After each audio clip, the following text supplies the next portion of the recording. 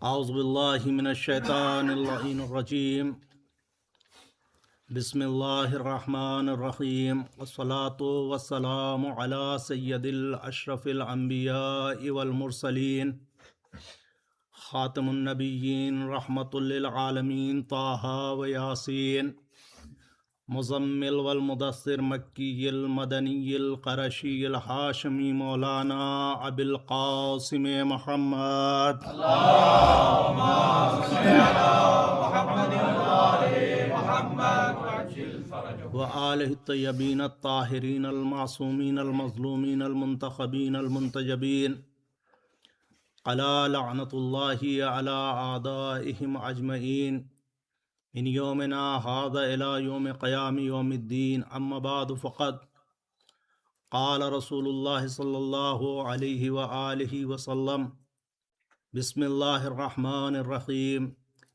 ان صدقۃ ترد البلاء صلوات بر محمد و آل محمد اللہم صل علی محمد وآل محمد وعجل فرجهم برادران ایمانی، بزرگان عزیز، آپ کی خدمت ببرکت میں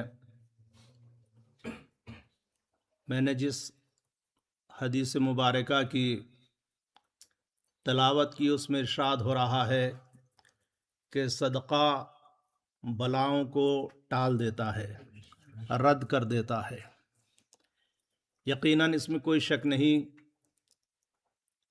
صدقہ بہت طریقے کا ہے اور کوئی بھی انسان، کوئی بھی امتی اس سے انکار نہیں کر سکتا کہ میں صدقہ ادا نہیں کر سکتا۔ رسول اکرم صلی اللہ علیہ وآلہ وسلم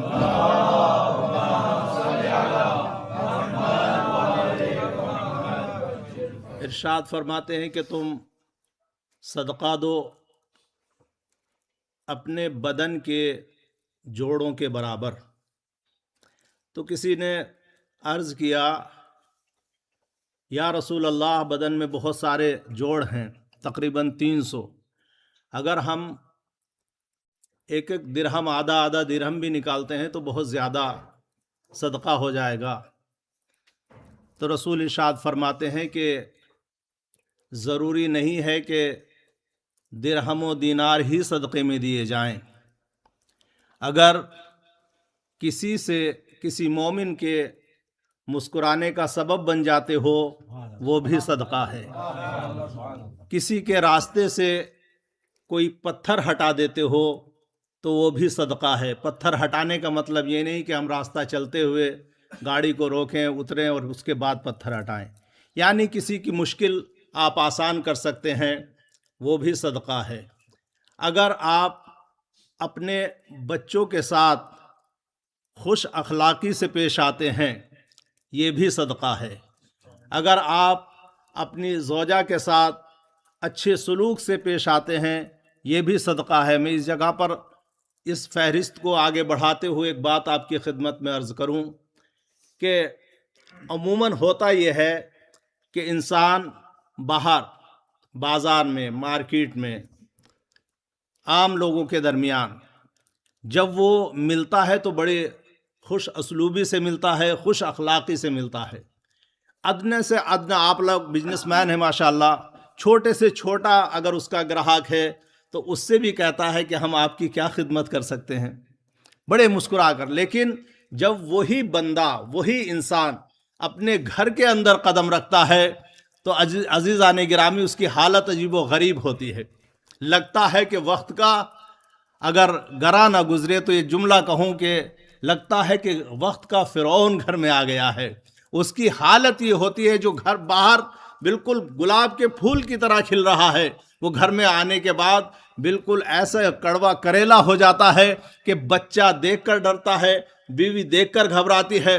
ہر انسان یہ کوشش کرتا ہے گھر کا کہ جتنی جلدی چلا جائے اتنا بہتر ہے۔ عزیزان گرامی، اخلاق یعنی اچھے، میں نے آپ کی خدمت میں عرض کیا کہ اگر آپ اچھے طریقے سے بات کر رہے ہیں تو یہ بھی صدقہ ہے۔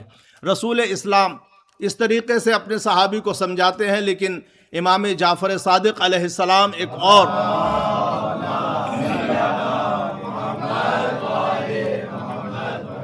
فہرست بتاتے ہیں کہ صدقہ اگر تم درہم و دینار دے رہے ہو تو یہ بھی صدقہ ہے. پھر بولتے ہیں کہ اگر یہ نہیں کر سکتے تو تم اگر کسی کے راستے سے کانٹے ہٹا رہے ہو، راستہ صاف کر رہے ہو تو یہ صدقہ ہے.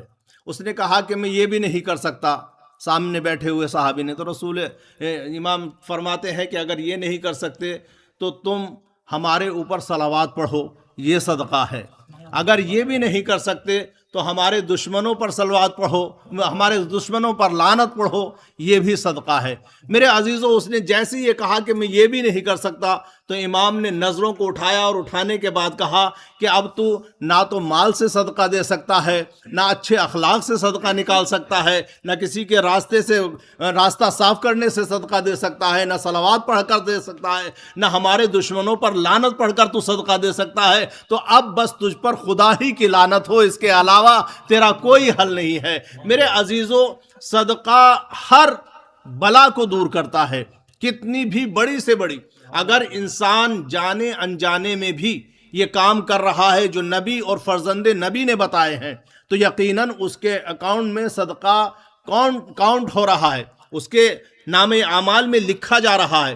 میں آپ کی خدمت میں عرض کروں، ایک بہت شخص تھا، ایک آفیسر تھا بڑا، لیکن جب پیسہ آتا ہے تو انسان یہ نہیں کہ سبھی، لیکن کچھ نہ کچھ بھٹکتے ضرور ہیں.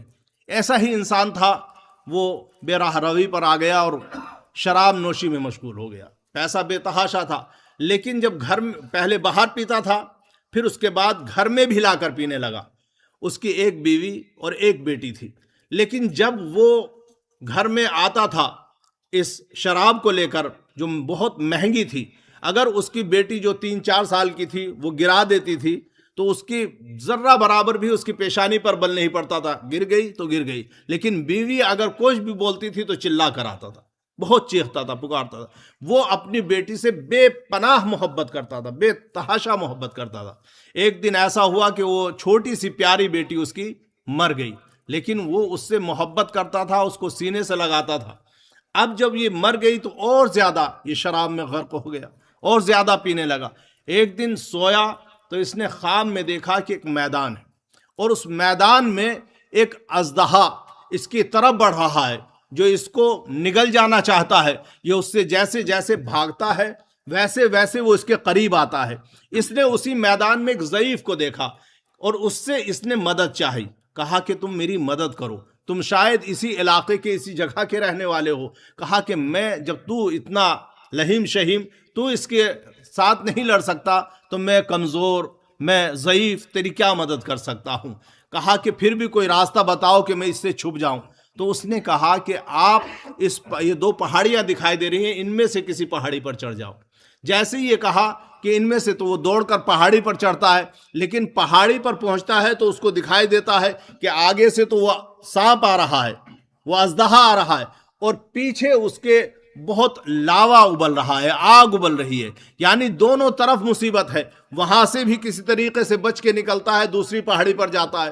اب اس پہاڑی پر چڑھنے کے بعد اس نے دیکھا کہ ایک کالونی ٹائپ مکان اچھے اچھے بنے ہوئے ہیں. تو یہ اس مکان کی طرف جاتا ہے اور وہاں جانے کے بعد یہ چاہتا ہے کہ اب میں اس سے ہیلپ لوں.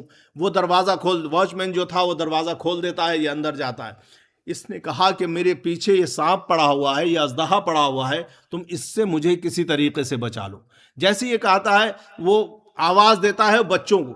ان گھروں میں بچے تھے، جیسے ہی کھڑکیاں کھلتی تو بچے دیکھتے ہیں، اور وہ بچی جو وہاں جس بچی کا اس کی انتقال ہوا تھا وہ بھی اس کو نظر آتی ہے. دیکھ کر باغ دل ہو جاتا ہے اس کا، خوش ہو جاتا ہے اور اس بچی کو بلاتا ہے. جیسے ہی وہ بچی قریب آتی ہے کہ بابا آپ یہاں؟ کہا ہاں میں یہاں پہ ہوں، یہ میرا اژدہا جو ہے میرا پیچھا کر رہا ہے، مجھے اس سے پناہ چاہیے، اس لیے میں یہاں آیا ہوں. وہ بچی اشارہ کرتی ہے اور وہ اژدہا وہاں سے غائب ہونا شروع ہو جاتا ہے، دور ہونا شروع ہو جاتا ہے. اب عزیزان گرامی، وہ بچی قرآن کی آیت پڑھتی ہے اور کہتی ہے کہ کتنے کم عقل ہیں انسان کہ اللہ نے ان کو ہدایت دی ہے لیکن وہ ہدایت پر نہیں آتے ہیں. اور یہ کہنے کے بعد کہا بابا آپ سمجھ رہے ہیں؟ وہ پوچھتا ہے کہ آپ یہاں کیسے ہیں؟ کہا کہ اللہ نے جو کمسن بچے مر جاتے ہیں ان کو اس جگہ پر رکھا ہے، یہاں اللہ کی رحمت سے وہ پروان چڑھتے ہیں، وہ یہاں پر رہتے ہیں. لہٰذا اب میں اس جگہ پر ہوں. کہا کہ اگر تم یہاں پر ہو تو کیوں تم یہاں پر ہو؟ تو وہ کہتے ہیں کہ ہاں میں یہاں پر سکون سے آرام سے زندگی گزار رہی ہوں. عزیزو وہ شخص ایک مرتبہ اس بچی سے سوال کرتا ہے اور وہ پوچھتا ہے، وہ کہتی ہے کہ مجھے یہاں پر اس لیے رکھا گیا ہے کہ میں اپنے مرحومین کے لیے جب روز محشر ہو تو ان کی شفاعت کروں، ان کے لیے جو میرے لیے انہوں نے کیا ہے میں ان کے لیے خالق کائنات سے دعا کروں. کیونکہ خالق کائنات بچوں کی دعاؤں کو رد نہیں کرتا ہے، چھوٹے بچوں کی، معصوم بچوں کی.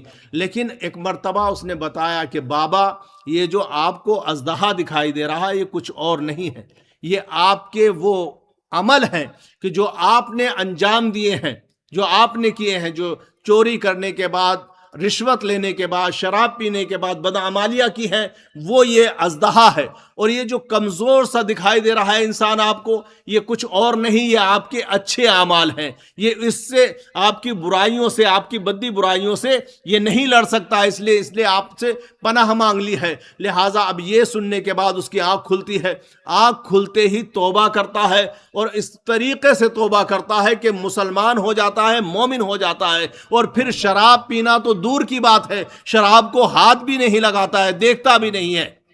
تو عزیزو آپ سمجھے کہ خالق کائنات کس طریقے سے بندے کی ہدایت کر رہا ہے، کس طریقے سے اس بچی سے اس نے جانے انجانے میں، یہ اس کی فطرت کا تقاضا تھا کہ اپنی بیٹی سے پیار کرے، اپنی بیٹی سے محبت کرے. اس محبت کا نتیجہ یہ ہوا کہ اس بچی نے اس کو راہ راست پر لے آئی وہ بچی. اب عزیزان گرامی ہم ذرا غور کریں کہ وہ انسان کہ جو گمناہوں میں مصروف تھا، وہ جب اپنے چھوٹے سے بچے کے ذریعے سے اس طریقے سے اچھے راستے پر آ سکتا ہے، تو خدا کی قسم ہم لوگ کہ جو اہل بیت کے دامن سے وابستہ ہیں، جو ہم لوگ ہر وقت اہل بیت کے ذکر کو سنتے ہیں، تو ہمیں کس طریقے سے اپنے بچوں کے ساتھ پیش آنا چاہیے اور ان کی کیسے تربیت کرنی چاہیے. صلوات پڑھیں محمد و آل محمد پر.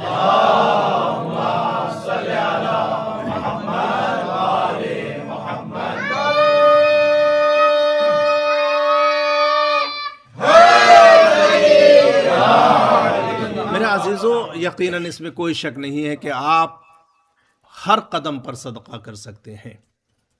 یہ مجلسیں، یہ ماتم، یہ نماز، یہ تہجد، یہ تسبیح. عزیزان گرامی، شہزادی کونین رسول اسلام سے کہتے ہیں بابا میں تھک جاتی ہوں، کام کرتے ہوئے دن میں تھک جاتی ہوں. تو نبی کریم ارشاد فرماتے ہیں کہ بیٹا ایسا ذکر بتاؤں کہ جو تجھے تھکاوٹ سے بھی دور کرے اور تیری روحانی غذا بھی بن جائے. کہا بابا کیا؟ کہا 34 مرتبہ اللہ اکبر، 33 مرتبہ الحمدللہ، 33 مرتبہ سبحان اللہ. بیٹا یہ تسبیح پڑھو، یہ تمہارے ضعف کو، تمہاری تھکاوٹ کو دور کرے گی. عزیزان گرامی، آپ بڑی عرض آپ کی خدمت میں یہ کر رہا ہوں کہ بڑی دعاؤں پڑھنے کی ضرورت نہیں ہے، بلکہ اگر چھوٹی سی تسبیح بھی آپ معرفت کے ساتھ، لیکن شرط یہ ہے کہ آپ اللہ اکبر کہیں. اللہ اکبر اللہ اکبر اللہ اکبر نہیں، اس کا کوئی مطلب، کوئی میننگ نہیں ہے. آپ اگر اللہ اکبر کہہ رہے ہیں، اللہ یقیناً عزیزان گرامی یہ تسبیح وہ کمال رکھتی ہے، یہ تسبیح وہ فضیلت رکھتی ہے کہ انسان کی، جب شہزادی کو رسول اسلام نے ان کی تھکاوٹ، ان کے ضعف کے سبب یہ عمل بتایا ہے، تو کتنا اکثیر عمل ہوگا، یہ کتنا کارآمد عمل ہوگا. عزیزو آج لوگ کہتے ہیں کہ ہمارے کاروبار میں برکت نہیں ہے، ہمارے گھر میں برکت نہیں ہے، ہمارے بچے نافرمان ہیں. عزیزان گرامی، کاروبار میں برکت ہوگی، آپ گھر سے نکلے تسبیح زہرا پڑھ کر نکلیں. آپ جب اپنی دکان کو کھول کر بیٹھیں تو ایک تسبیح پڑھیں، 1 منٹ 1.5 منٹ، اس سے زیادہ نہیں ہے. عزیزان گرامی، لیکن شرط یہ ہے کہ معرفت اہل بیت کے ساتھ پڑھی جائے، حب علی کے ساتھ پڑھی جائے. اور جب یہ تسبیح پڑھی جائے گی تو عزیزان گرامی، جب شہزادی کے لیے کارآمد ہیں، تو آپ حضرات تو یقیناً عزیزان گرامی ماننے والے ہیں، چاہنے والے ہیں. آپ کے کاروبار میں بھی برکت ہوگی، آپ کے روزگار میں بھی برکت ہوگی، آپ کے گھر میں بھی برکت ہوگی. لیکن شرط یہی ہے کہ तस्बीह को तस्बीह के तरीक़े से पढ़ा जाए। हम ये देखते हैं कि नमाज के बाद हमारे यहाँ मामूल है कि नमाज ख़त्म हुई और उसके बाद हम तस्बीह पढ़ते हैं, लेकिन तस्बीह अज़ीज़ान गिरामी ये तस्बीह का मजाक उड़ाना है, ये तस्बीह पढ़ना नहीं है। तस्बीह को तस्बीह की तरीक़े से पढ़ें। आप पढ़ें अल्लाहु अकबर, माशाअल्लाह, अल्लाहु अकबर, अल्हम्दुलिल्लाह, इस तरीके से पढ़ें। इसको ज़्यादा से ज़्यादा आप काउंटिंग करें, घड़ी देखकर। हमारे चारों तरफ अभी तो मोबाइल में हर वक्त घड़ी चालू रहती है अज़ीज़ान गिरामी, अगर दीवार पे भी नज़र नहीं जाती तो आपके हाथ में मोबाइल रहता है। देखें 1 मिनट 1.5 मिनट, इससे ज़्यादा नहीं, लेकिन हम तस्बीह को तस्बीह के तरीके से नहीं पढ़ते हैं, इस वजह से इसका असर नहीं होता है। अजीज़ों, ये मजलिसे तस्बीह अगर पढ़ के आप तमाम मोमिनीन और मोमिनात, मरहुमीन और जिंदा को हदिया करें तो बेहतरीन तोहफ़ा है अजीज़ों, बेहतरीन तोहफ़ा। आप ये ना समझें कि हम मरहुमीन के लिए क्या कुरान पढ़ें, क्या उसके लिए मजलिसें करें, क्या उसके लिए हम बहुत सारे अमाल करें। आप सिर्फ एक तस्बीह पढ़ें और इस तस्बीह को हदिया कर दें तमाम मरहुमीन मोमिनीन के लिए। ये ऐसा अजीम तोहफ़ा होगा कि यकीनन अज़ीज़ान गिरामी, जब आपके सामने इसका राज खुलेगा, जब इसका राज फाश होगा तो आप खुश होंगे, आपके मरहुमीन खुश होंगे। मेरे अजीज़ों, ये मजलिस व मातम सदका है। अजीज़ों, आप जो यहाँ चल कर आए हैं इस नियत से कि हम इमाम रज़ा को पुरसा देने, हम इमाम रज़ा के गम में ताजदार रिसालत को पुरसा देने जा रहे हैं। एक एक कदम आप जैसे है अज़ा खाने इसके हुसैनी सेंटर की तरफ बढ़ा रहे थे, ये सदका है। ये वो अजीम सदका है कि जो आप अपने लिए, अपने बच्चों के लिए, अपने मरहुमीन के लिए अदा कर रहे हैं। आप ज़रा गौर करें, अल्लामा आयतुल्लाह मरशी इस ख्वाब को बयान करते हैं कि उन्होंने ख्वाब में मुर्तज़ा हायरी को ख्वाब में देखा। क्या देखते हैं कि वो बहुत खुश हैं, बहुत खुश लिबास पहने हुए हैं, बहुत ही। कहा, आगा आपने कौन सा अमल ऐसा किया है कि जो आप इतने खुश व खुर्रम हैं? कहा, मुझे चाहरदा मासूमीन ने नवाजा है। अजीज़ों, क्या कहते हैं कि मुझे चाहरदा मासूमीन ने, ये आपका ज़ियारत करना, ये आपका मातम करना, ये बेकार नहीं है, ये रायगा नहीं है। जैसे ही उन्होंने कहा कि क्या मसला, कहा कि मैं जैसे ही मरा और मेरी तदफीन हुई तो मैं एक कोने में मेरी रूह थी और मेरी मैयत पड़ी हुई थी। मेरे पैरों की तरफ से ऐसे एक दरवाज़ा खुला और उसके बाद बहुत बड़ा मैदान मुझे नज़र आया, लेकिन उस मैदान में दो ऐसे भयानक इंसान आते हुए नज़र आए कि जिनका चेहरा मकरू था, जिनकी आंखों से शोले निकल रहे थे।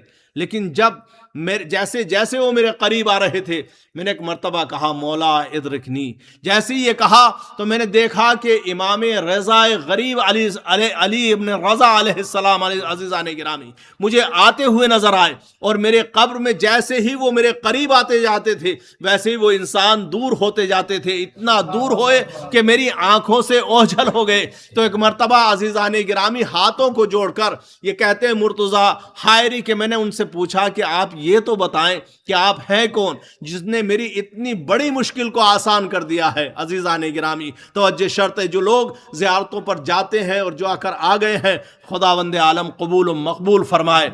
जैसे ही ये पूछा, कहा कि तुम्हें नहीं मालूम, हम आले नबी चाहरदा मासूमीन, जो भी हमारा चाहने वाला हमारी कब्र की ज़ियारत को आता है, जितनी बार आता है हम उतनी बार उसकी कब्र में आते हैं उसकी ज़ियारत के लिए। कितनी बार? और कहा कि तुमने 38 मरतबा हमारी ज़ियारत की है। ऐ मुर्तज़ा हायरी, तुमने 38 मरतबा हमारी ज़ियारत की है, और हम 38 बार जब जब तुम्हें परेशानी होगी तुम्हारी ज़ियारत के लिए तुम्हारी कब्र में आएंगे। अजीज़ों, आप ज़रा गौर करें कि हमारे आइमा, ऐसा नहीं कि इमाम रज़ा ही, हर हमारा मासूम, आप अगर ताजदार रिसालत की कब्र पर गए हैं, जितनी बार गए हैं वो आपकी कब्र में आएंगे। आप मौलाए मुत्तक़ियान नजफ़ अशरफ जितनी बार गए हैं, जब जब आपको ज़र्रा बराबर परेशानी होगी तब तब आपकी कब्र में वो नमूदार होंगे और उस परेशानी को दूर करेंगे। अज़ीज़ान गिराम, अल्लाहु अकबर, ये हैं हमारे वो आइम्मा कि जो हमारी मुश्किलों को आसान करने के लिए इस दुनिया में आए थे। अजीज़ों, अगर हम उनको चाह कर, उनको मान कर, उनकी इत्तबा कर कर, उनकी पैरवी करके अगर हम इस दुनिया में ज़िंदगी गुजार گزارتے ہیں تو ہماری دنیا بھی آباد ہے، ہماری عاقبت بھی آباد ہے۔ اور ماشاءاللہ یقیناً ہم اس وقت جو بیٹھے ہیں یہاں امام رضا علیہ السلام کے لیے عزیزو، ہم شہزادی کو پرسہ دینے کے لیے بیٹھے ہیں، لیکن یہ فرزند وہ رسول کا فرزند ہے۔ رسول اسلام نے 2 ہستیوں کے لیے بضعۃ منی کہا ہے، ایک امام رضا کے لیے اور ایک شہزادی کونین جناب فاطمہ زہرا صلوات اللہ علیہا۔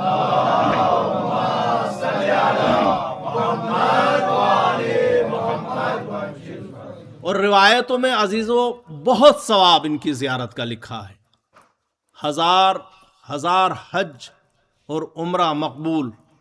اور ایک روایت تو بی بی ام المومنین سے بھی ہے، یقیناً انہوں نے بہت کم، ان کی زبان پر ہی اللہ نے نہیں آنے دیا، بہت کم، لیکن انہوں نے روایت کی ہے کہ رسول اسلام فرماتے ہیں کہ میرا ایک ٹکڑا طوس میں دفن ہوگا، جو اس کی زیارت کو وہاں جائے گا اس کو اللہ ایک حج کا ثواب عطا کرے گا، مقبول حج جو اس نے میرے ساتھ ادا کیا ہو اس کا ثواب عطا کرے گا۔ یہ متعجب ہو کر پوچھتی ہے یا رسول اللہ ایک حج کا ثواب؟ کہا کہ ایک نہیں 2 حج کا ثواب۔ پھر تعجب میں کہا 2 حج کا، کہا 3 حج کا۔ اب یہ خاموش ہو گئی کیونکہ ان کو معلوم تھا کہ اگر میں بولوں گی اور زیادہ تعجب کروں گی تو رسول اس گنتی کو آگے بڑھاتے چلے جائیں گے۔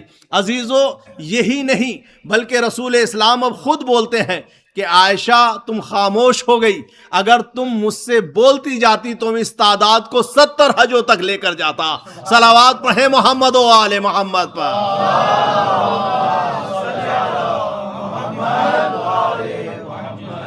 نعرے تکبیر، نعرے رسالت، نعرے حیدری، محمد و آل محمد صلوات۔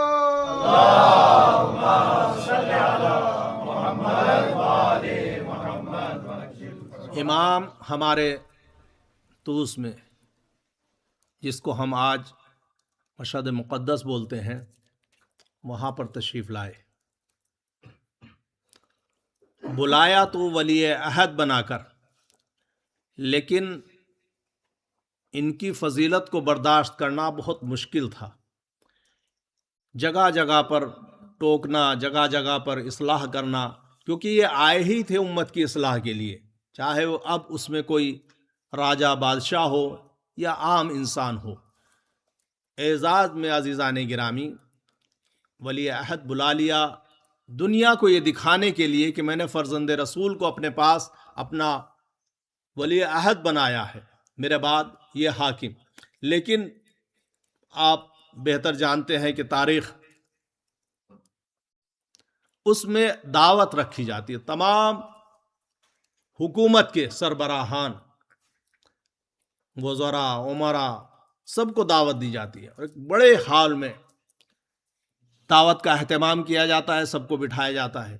ایک طرف امام بیٹھتے ہیں کرسی پر، سامنے مامون رشید، یہ آپ کے زمانے کا عباسی حکمراں تھا، لہذا اور اب جب یہ لوگ بیٹھ گئے تو ہر امیر کے پیچھے ایک غلام جو پنکھا کرنے کے لیے یا صرف کرنے کے لیے کھڑا ہوا تھا۔ امام نے کھانا آ گیا، امام نے کہا، دسترخوان پر جیسے ہی آیا تو امام نے کہا کہ یہ لوگ کیوں کھڑے ہیں، ان کو بھی کھانا ساتھ میں بیٹھ کر کھانا چاہیے۔ تو حاکم کہتا ہے، حاکم کہ مولا یہ آپ کی خدمت کے لیے ہیں۔ جیسے یہ کہا کہ آپ کی خدمت کے لیے، مولا نے کہا کہ نہیں، اب یہ ہمارے ساتھ بیٹھ کر کھانا کھائیں گے۔ تو عزیزان گرامی، ایک امیر، اس کے ساتھ میں ایک غلام، ایک امیر ایک غلام، حالت یہ ہو گئی کہ اب جب کھانا شروع کیا گیا، مولا نے کہا کہ بسم اللہ، تو اب کھانا نہیں کھا رہے تھے بلکہ کھانا ان کو کھا رہا تھا۔ اتنی پریشانی، اتنی اذیت کہ کیسے ہمارے پہلو میں ایک عام انسان کو، ہمارے خادم کو، ہمارے خدمت کرنے والے کو بٹھا دیا. لیکن عزیزان گرامی اس کا اثر یہ ہوا، یہ کھانا وہ لوگ تو جو عمرا تھے، جو وزراء تھے، جو بڑے بڑے لوگ تھے وہ تو کھا چکے، لیکن اب جن لوگوں کو امام نے شفقت سے بٹھا کر کھلایا تھا وہ فقط مومن ہی، وہ فقط مسلمان ہی نہیں رہے، وہ غلام نہیں رہے، بلکہ ایسے غلام بن گئے کہ جن کے دلوں پر امام کا راج ہو گیا اور وہ سارے کے سارے امام کا کلمہ پڑھنے لگے. سب کے سب عزیزان گرامی امام کو سب چاہنے لگے دل و جان سے.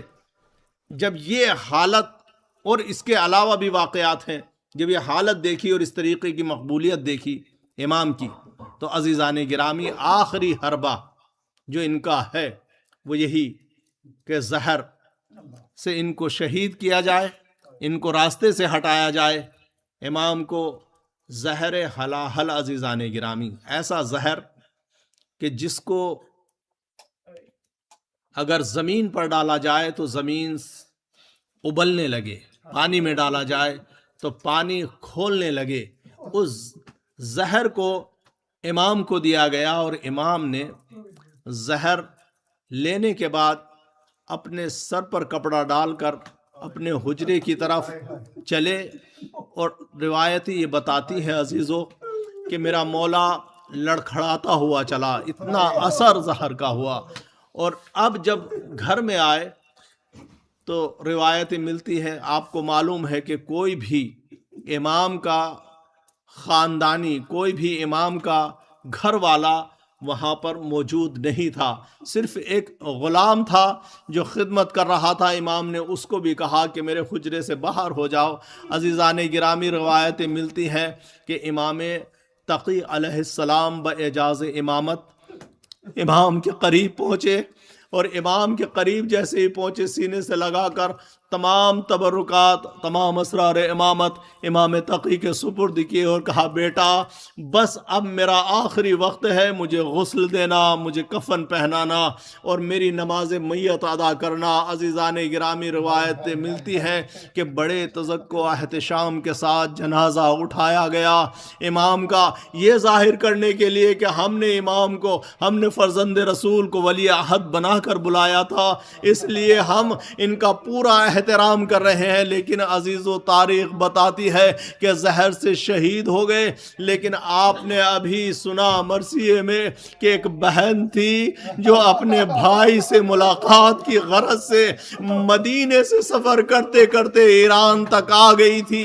عزیزو سرزمین ایران تک آ گئی. جیسے ہی آپ قم میں شہزادی پہنچی تو ایک مرتبہ سیاہ لباس دیکھے، سیاہ پردے دیکھے، سیاہ علم دیکھے. ایک بار پوچھا کہ کیا تمہارا سردار مارا گیا ہے جو تم نے سیاہ کپڑے پہنے ہوئے ہیں؟ عزیزان گرامی کسی نے کہا شہزادی کوئی اور نہیں، ہمارا سردار آپ کا بھائی رضا تھا.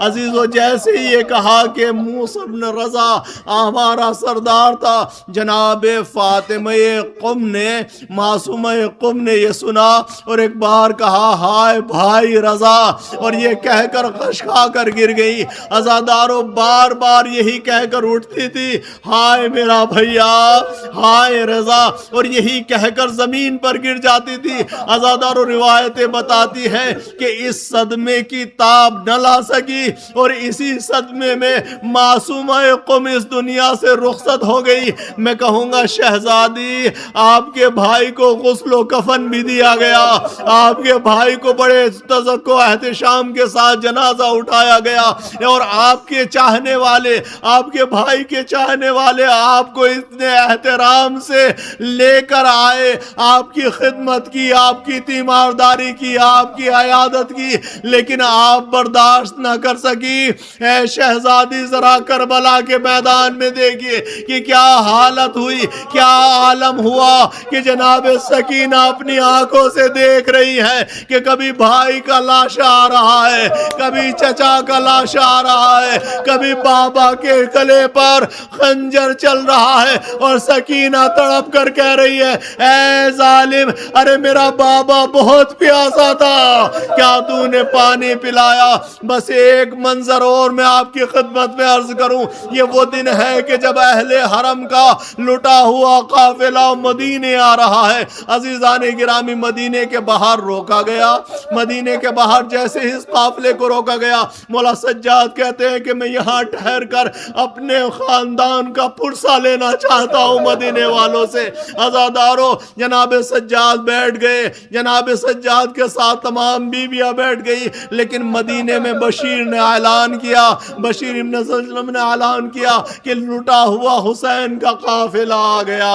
عزادارو، جیسے ہی یہ خبر مدینے میں پہنچی، جوک در جوک لوگ مدینے سے باہر آنے لگے، لیکن ہاں جناب فاطمہ صغریٰ اپنی دادی ام البنین کا عصا پکڑ کر ایک مرتبہ امام زین العابدین کو ڈھونڈتی ہوئی جیسے معصومہ قم امام رضا کے لیے نکلی تھی، اپنے گھر سے فاطمہ صغریٰ اپنی دادی کے ساتھ نکلی۔ یہ خیمے لگے ہوئے دیکھے، اس مقام پر عزادار و راوی کہتا ہے کہ جناب ام البنین رک گئی، رکنے کے بعد کہا بیٹا صغریٰ، مجھے کچھ سمجھ میں نہیں آتا کہ یہ کون سا قافلہ ہے، تو اس ضعیف سے جا کر پوچھ جو کرسی پر بیٹھا ہے کہ میرا بیٹا سجاد اپنی ماں بہنوں پھوپھیوں کو لے کر آیا ہے۔ اے سجاد، یہاں سجاد کہاں ہے؟ عزادارو، جناب فاطمہ صغریٰ آگے بڑھی، آگے بڑھنے کے بعد جیسے ہی اس کرسی کے قریب آئی، مولا سجاد چاہتے ہیں کہ بہن کو سینے سے لگا لے، لیکن اس سے پہلے جناب صغریٰ کہتی ہے ضعیف، میرا بھیا سجاد یہاں کہاں ہے؟ میں اس سے ملنا چاہتی ہوں۔ عزادارو، جناب سید سجاد کبھی کرسی سے اٹھے، کبھی کرسی پر بیٹھ گئے، کہا اے صغریٰ، تو نے پہچانا نہیں بیٹا، میں بہن، میں ہی تیرا بھائی سجاد ہوں۔ عزادارو، صغریٰ خش کھا کر گر گئی اور اٹھنے کے بعد کہا بھیا، ارے آپ پر یہ ضعیفی کا عالم، آپ ایسے کیسے؟ سید سجاد نے کہا ایک بھری دوپہری میں اپنا بھرا گھر لٹا کر سجاد مدینے، انا للہ و انا الیہ راجعون، رضا بقضائہ و تسلیما مات الحسین یا حسین۔